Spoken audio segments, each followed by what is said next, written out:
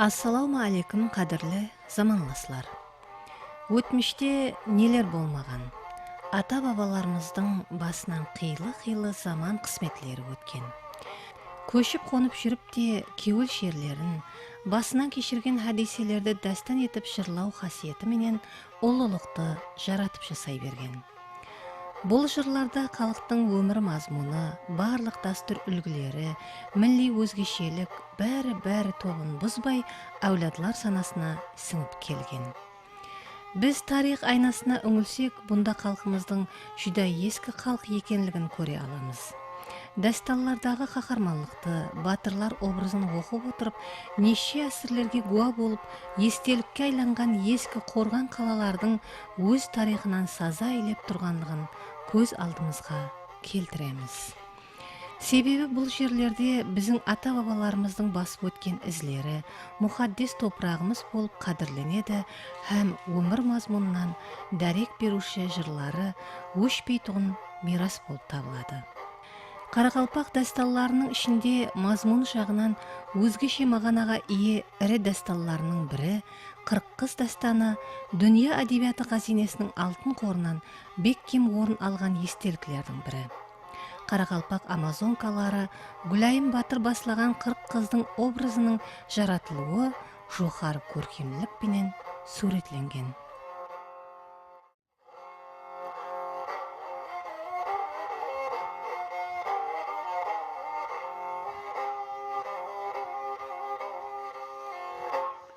Аны ертедегі әйемгі заманның қадым шағында ата жұрты Түркістан Саркоп деген қалада аз ноғайлы елінде.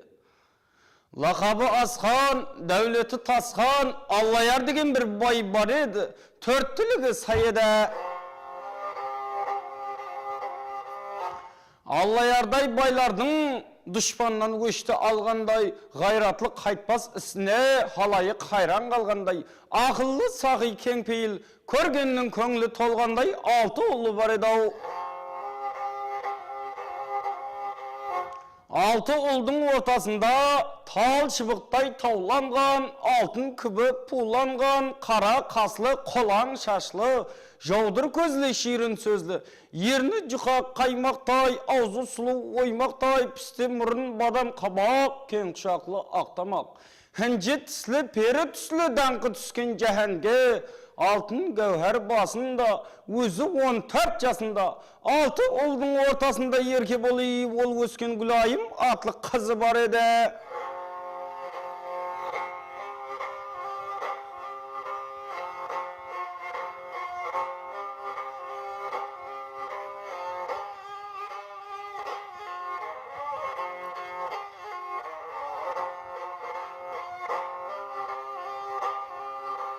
Жарқырайды өңіріңнің тұмарау,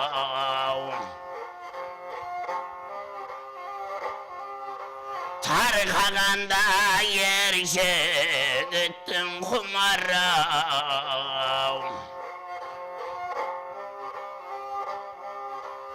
Осы жасларының келіп Гүлайым,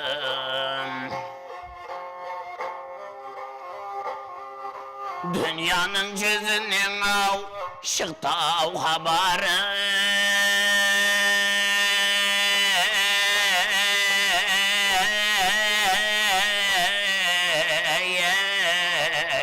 Хабарыңа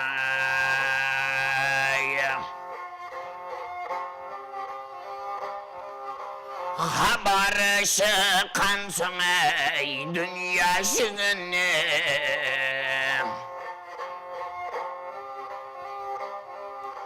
әркім ашық Гүлайымның өзіне.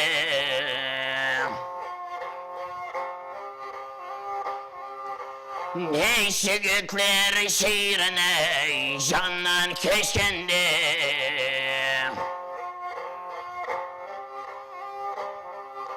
күліп айтар әрбір ай ауыз сөзіне.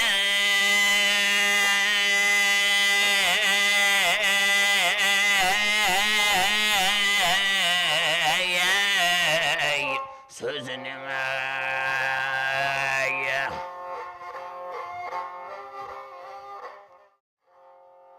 Дастандагы бас кахарман Гүлайым батыр, батыр кызлардын сардары, башка дастандардагы сыяклы батырларга жардам беретин жолдаш сыпатында эмес, батырлыкты өзү баслайтын ер жүрөк кыз болуп эсептелинет. Дастанда калктын милли турмушу сәулеленеді. Соның менен бірге тілі жеңіл, мазмуны терең һәм калк нақыл мақалларын даналық сөзлерді көплеп табамыз. Қарақалпақ халқының қырқыз дастаны біздің милли фольклорымыздың үлкен бағалы салмақлы қазинелерінің бірі болып табылады. Халқымыз бұл дастанды ұзақ жылдар давамында өзінің қалбінде сақлап, атадан балаға мирас қылып өткеріп келдірген, тарихи ахметке ие үрп әдет дәстүрлерімізде, тұрмыс кешірмелерімізде өзінің мазмұнына сіңдірген бағалы дөретпе. Ақиқи халқымыздың милли дөретпесі. Міне сол дастан туралы сөз еткенімізде бұл дастанды айтып өтуіміз керек. Басқа қағармалық дастанға қарағанда қоңсы халықтардың тілдеріне ең көп аударылған дастанлардың бірі. Бұл дерлік Орта Азия халықтарының барлығында аударылып, олар кітап халінде шықты. Орыс тілінде бірнеше мәрте аударылды. Һәм бұл біздің милли қазинеміздің үлгілерін сырт елдерге таратуда да, сырт ел алымларын, сырт ел уламаларын біздің дастанымызды қадір тұтатылуын ойлау, бір белгілі дәрежеде бағалау тенденцияларını да бастама істеген дастандар болып табылады. Гүлайым образын халқымыз тарапынан қалай жаратылғандығы, қандай өзгешеліктермен көрінетіндігі туралы азырақ тоқтап өтпекшіміз. Әлбетте бұл нәрселерді әмелге асыруда гауһар сөздер текарғы ахметке ие болады, яғни жыраулардың сөзге қатынасы мәселесі, олардың образдар жасаудағы, әрекетлерді баянлаудағы, ұрыс қағыс жәнжелерді суретлеудегі өздерінің өнері, әлбетте сөздердің жәмлесуі, сөздердің бір тапқа түсіп, бір қалыпқа келіп, белгілі бір мазмұнды көркемдестіріп берудегі ахметі нәзерде тұтылады. Міне осы мақсатта міне біз неде қырқыз дастанын оқып отырып, ең дәстепкі бетлерінде біз Гүлайымның келбетіне диққат аударамыз да. Міне сол Гүлайымның келбетін тәріптеуде жыраулардың өзгешелігі, олардың өзіне тән ұсулары, біздің қызларымыздың сондай көзалдығын, үлкен бір сын сыпатқа ие болуымен бірге жақсылықтар, адамгершілік фазилеттерімен қоса тәріптейтін ұлымасқан сөздердің синтезін беруде, міне сол жыраулардың халық тілімен айтқан сөздері осы нәрсені бір жүзеге шығаруда үлкен тәсірін жасайды. Тоты көзлі бадам қабақ, кең құшақлы ақ тамақ, қыпша белі жұпқа додақ, қаналы бармақ жез тырнақ, ұзын бойлы кең құшақ, шерін зибан сөзі жұмсақ, аузы сұлу оймақтай, жұқа ерні қаймақтай. Екі анардың арасы тоты жүрген соқпақтай. Мәрт болды қыз жасынан, кең келе алмады хеш бір жан, ақыл гүлшеу жасына, тауда таста тоқтамас. Мәрт болды қыз жасынан, тереңнен шыққан құндыздай, ерте тұрып кеш батқан, өмірі зая жұлдыздай. Хеш заманда келмеген, бұл дүнияға сол қыздай. Әрқандай дастанда бас қаһарманның образы жыраулар тарапынан айрықша диққатқа алынады. Ең басты мәселе сол қаһарманның атқаратын қызметіне қаратылады. Осы бағдарда біз Гүлайымның қандай қаһарман болғанлығын жыраулардың баяндау барысында кем-кемнен оларды терең білуге, үйренуге алып баратқан қатарларды ұшыратамыз. Гүлайымның күшлі болуы, қырқызды басқарып, өз жерін, өз елін дұшпандардан қорғау ниеті Әлбетте бұл өз-өзінен болған нәрсе емес. Белгілі бір тарихи дәуірлерде біздің халқымызда басқа халықтар қатары матриархат дәуірі, аналық дәуірі деген дәуірді өзінің басынан кешірген.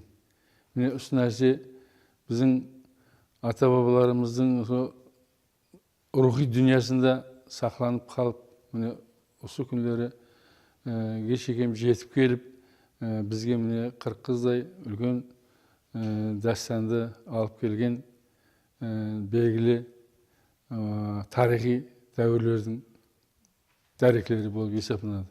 Біздің халқымыз орталығында қыздардың қаһарман болуы, ел қорғауда қызметлерін бағалау, оларды хөрметтеу, текстілердегі көркем атқарушылық өнер менен, дөретушілік өнер менен ісленген образдар біздердегідей дәрежеде жоғарыға көтерілмеген. Әлбетте басқа халықтардың бұл бағдардағы амазонкашылық образларға диққатсыз екенін, оларды жүзі жетерлі дәрежеде дәлелдемекші емес екенін деген пікірден аулақпыз. Бірақ қандай жағдайда да біздің халқымыз орталығында қалыптасқан амазонкашылар образы бұл ең жоғарғы дәрежеде көркемдікке ие болған қырқыз дастанын пайда етті. Міне мәселенің осы тарапы бізді жүзі қызықтырады, һәм біздің халқымыздың өткен дәуірдегі тарихи жәмиеттілік өзгерістерге болған көзқарастарын, олардың осындай хаял қыздарды хөрметтеу қабілетлерінің басымдығын дәлелдеп береді. Дастандарда батырлардың қаһармандық образларын дәлелдеп беруде, оларды бір әмелге асыруда әлбетте олардың құрал-жарақтары үлкен әһмиетке ие. Олар жау құралы, бес құрал сонымен құраланған болады. Олардың әрекеттеріндегі барлық өзгешеліктер өзі қаһарманның ішкі психология қаратыларымен синтезденіп, құрал-жарақтардың сондай өзіне тән өзгешеліктерін баяндау барысындағы құрал-жарақтарға тән болған сипатламалармен араласып, үлкен бір образды әрекеттің, үлкен бір таярлықтың болып жатқан дұшпанға қарсы күресудің қандай дәрежеде нәтижелі болатындығын ташиқлап беретұғын қатарларым ұшырасады. Әне сонда Гүлайым қалаң шашын түйеді, бадан көзлі ақ сауыт оң иінен киеді, дарған жерде жан қалмас, алмасты белге іледі, қаршығадай қағынып, атқа қарғып мінеді. Дастанда сөзлердің өткірлігі, уақиялар ізбе-ізлігі шеберлікпенен берілген. Гүлайым батыр образы халықтың мақтанышы һәм текарғы мазмұны, туылған жерді қорғау, тыныштық үшін күресуден ібарат. Әлбетте дастандардағы бұндай қаһарманның әрекетлерімен құрал-жарақтар ортасындағы құрал-жарақтарды асыну, тағыну, оларды сілтеу, жұмсау арасындағы әрекетлер бұл сол дұшпанға болған халықтың көзқарасының белгілі дәрежеде бір жақсы нәтижелерге ерішуіне алып келетіндігін тасдиқлайтын қатарлар болып есептелінеді, һәм бұларды жырау барқылы қандай қаһармандық дастанда болмасын, осы нәрселерді диққат етібарға алып, жырлап атқан дастанның бағдарында соның мазмұнына, соның көркемдігіне ылайықластырып бере білу ұқыбына ие болады.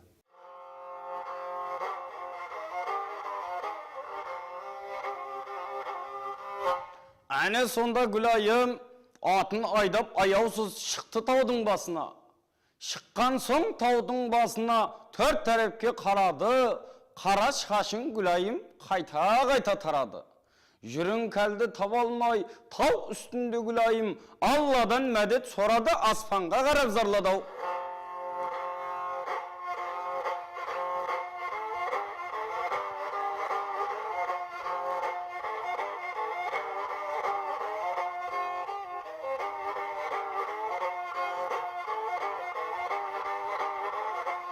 Алайардың қызы атым Гүлайым, бұл басыма түсе қалды уайым. Жас басымнан көз жасымды көл қылып, осыншама артым екен күнайым.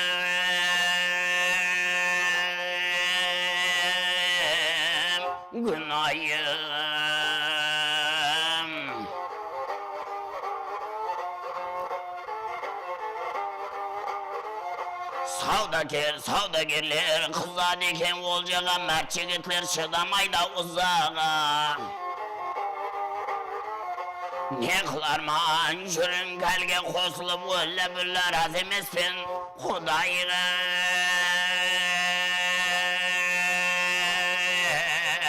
Құдайға.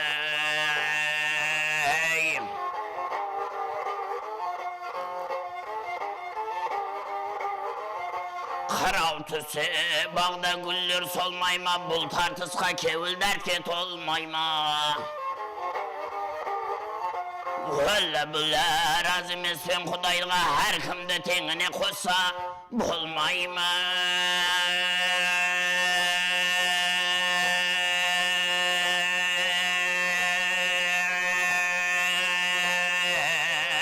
Болмай ма дейді. Қырғыз дастанының бір өзгешелігі, бұнда қала құрылысы мәселесі сөз етіледі. Бұл қағармалық дастанлардың көпшілігінде ұшыраса бермейді. Бұл жерде қала құрылысы мәселесі айрықша диққат етібарға алынады. Мәселен, Қырғыздың сардары Гүлайым өзінің әкесінен жер сұрап алып, сол жерді қалаға айландырып, баққа айландырып, ұрыс өнерлерін үйрететін майданшаларға айландырып, үлкен бір қаланы салуға миясар болады. Міне, осы нәрседе өзің, менің пікірімше, тарихи ахметке ие болған суретлеулерден ібарат. Хақиқатында да бұл дастанды оқып отырып көз алдымызға батыр қырық қыздың саулаты һәм бейіклікке құрылған қорған көрінісі елестейді. Ата-бабаларымыздың әсірлер давамында азатлық үшін күресін, арзу арманларын сәулелендірген дастанларымызды халқымыз көздің қарашығындай қастерлеген, әсірлер давамында рухландырып келген. Белгілі ілімпаз Нәжім Дауқараев дастанның бастан аяқ текарғы сөз етілетін идеясы